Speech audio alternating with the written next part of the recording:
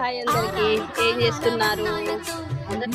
పాలపొరకను అయితే తీసుకెళ్తున్నాం. పాలపొరక తీసుకురావడానికి ఫ్రెండ్స్ చూడండి, ఇప్పుడే ఇంట్లో నుంచి అందరూ బయలుదేరుతున్నారు. మెల్లిగా మెల్లిగా పోయి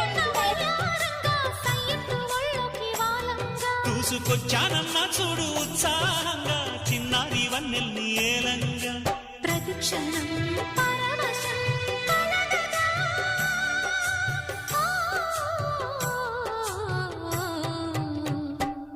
మనస పలకవే మధుమాసపు కోయిలవై చెలిమే తెలుపవే చిగురాశల గీతికవై